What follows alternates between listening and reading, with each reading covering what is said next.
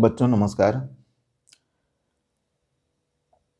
तो लीजिए, आज कक्षा 12वीं के फिजिक्स में संधारित्रों के संयोजन के लिए आज दूसरे प्रकार का संयोजन के बारे में देखेंगे। इससे पहले भाग में हम देखे थे कि संधारित्रों को श्रेणी क्रम में किस तरह से संयोजित करते हैं। आज हम देखेंगे कि समांतर क्रम में संधारित्रों को किस तरह से संयोजन करेंगे। तो संयोजन के बारे में पहले बता चुका हूं कि संयोजन जब हमको प्रायोगिक कार्य में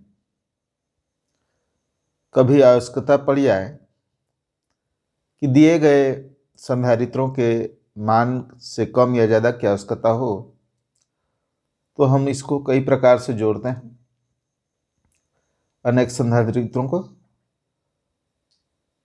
और हम इच्छित मान के धारिता का संधारित्र के तुल्य धारिता प्राप्त करते हैं। तो आज समांतर क्रम में हम देखेंगे जिस तरह से आप देख रहे थे आपका प्रतिरोध में सेलों के संयोजन में, उसी तरह से इसमें भी हम 3 संधारित्र लिए हैं जिनकी धारिताएं C1, दूसरे का C2 और तीसरे का C3 है। और इनके पहले सभी प्लेट को यानी पहले सिरे को एक ही जगह पर जोड़ दिए और दूसरे प्लेट के सभी सिरों को एक जगह पर जोड़ दिए B पर। और ए पर आप जो है आवेश दोगे, प्लस Q आवेश यहाँ पर दिया जाता है, और B जो दूसरा प्लेट है तीनों संधारित्रों का, उसको हम अर्थ कर देते हैं। तो इनके धारिताओं के अनुपात में जो आवेश हम प्लस Q दे रहे हैं इनको, और ये आवेश इनके धारिताओं के अनुपात में बढ़ जाता है।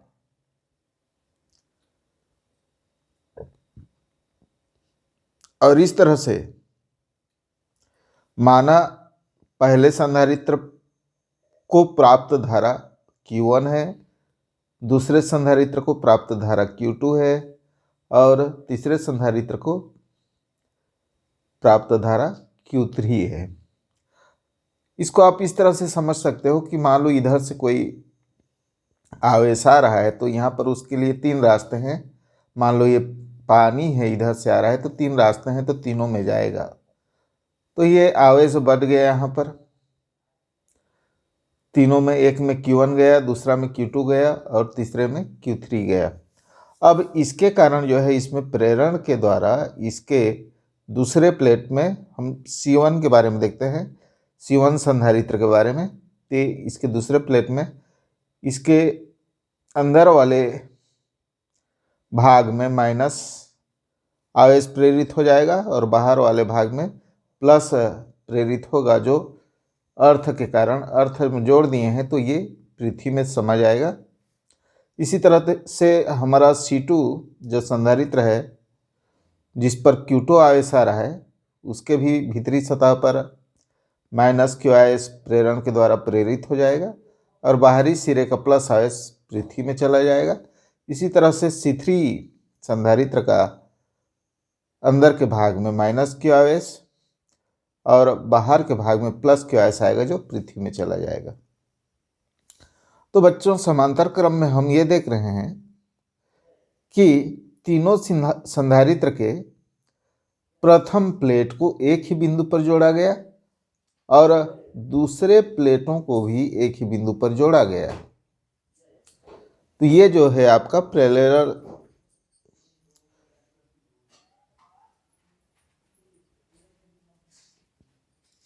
संयोजन या समांतर क्रम संयोजन कहते हैं। अब हम यहाँ पर इसके लिए सूत्र प्राप्त करेंगे। चूंकि यहाँ पर आवेश बढ़ रहा है, आवेश 3 भाग होकर के जा रहा है, क्या, Q1, Q2, Q3। तो यहाँ पर हम लिखते हैं, माना थ्योरिकल जो वर्णन है उसको जो बोला गया है आप उसको भी लिखेंगे, मैं वहाँ से शुरू नहीं कर रहा हूँ। मान लो तीनों संधारित्र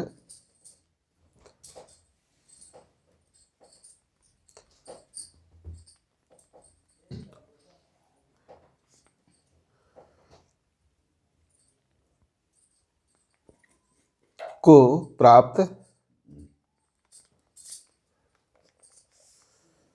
आवेश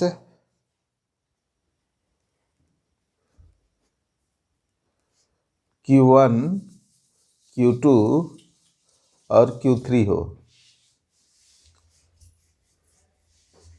Q3 है, तब अतः क्या हो जाएगा, कुल आवेश जो हम Q दिए वो 3 भाग में बट करके गया, तो Q, अतः Q इक्वल टू जो बट गया है कितने भाग में, Q1 plus Q2 plus Q3।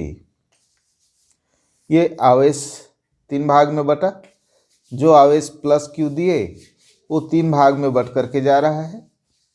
विभवांतर यहाँ पर समान है, ए और बी के बीच में तीनों संधारित्र जुड़े हुए हैं, अतः ए और बी के बीच में जो हमारा विभव है समान होगा। इसलिए आप ध्यान देंगे कि हम श्रेणी क्रम में जो लिए थे उसमें V equal to V1 plus V2 plus V3 किए थे, और यहाँ पर हम Q को बांट रहे हैं, यानी Q यहाँ पर भिन्न भिन्न है, यानी Q equal to Q1 plus Q2 plus Q3 plus Q3। अब बच्चों यहाँ पर हम जो सूत्र जानते हैं उसका प्रयोग करेंगे, तब आप जानते हो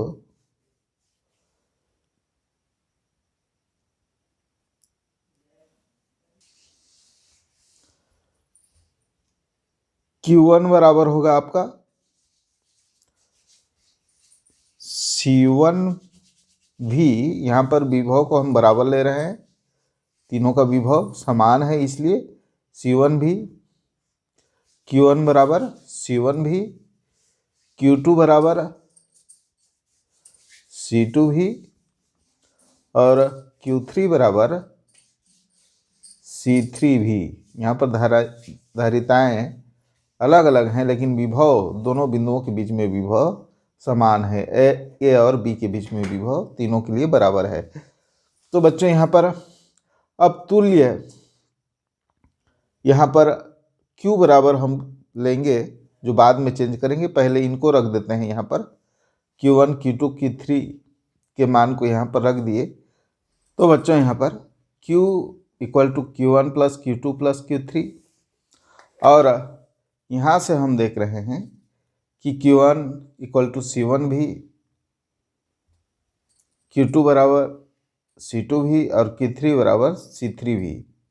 इस मान को हम यहाँ पर रखेंगे, तो ये हो जाएगा आपका Q1 बराबर C1 भी कॉमन है सभी के लिए, Q2 बराबर C2 भी, धारिताएं और विभव Q3 बराबर C3 भी। यह हो गया आपका राइट साइड के लिए। अब हम ये मान लें कि ये जो तुल्य धारिता है संयोजन की, तुल्य धारिता C हो, तब इस Q बराबर C भी रखना पड़ेगा। यदि यहाँ पर आगे लिख देंगे, यदि संयोजन की तुल्य धारिता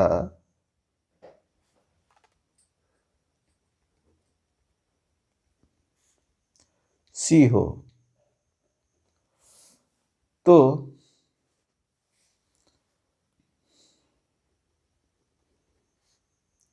Q बराबर सी भी होगा,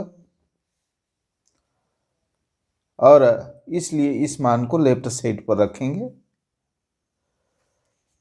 इसलिए सी भी इक्वल टू C1 भी प्लस C2 भी प्लस C3 भी,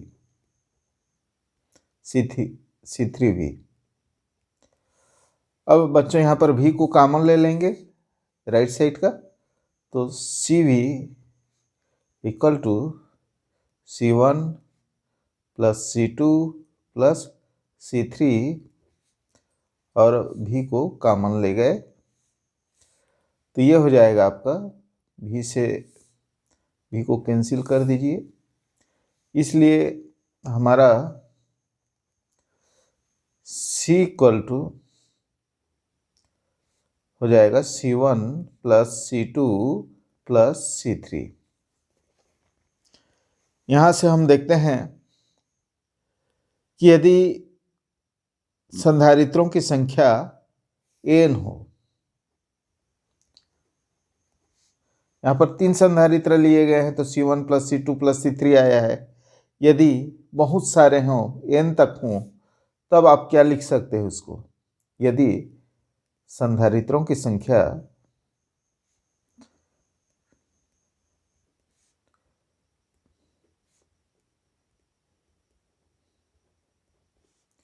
n हो तो बच्चों यहाँ पर हमारा C इक्वल टू हो जाएगा C1 plus C2 plus plus plus plus Cn।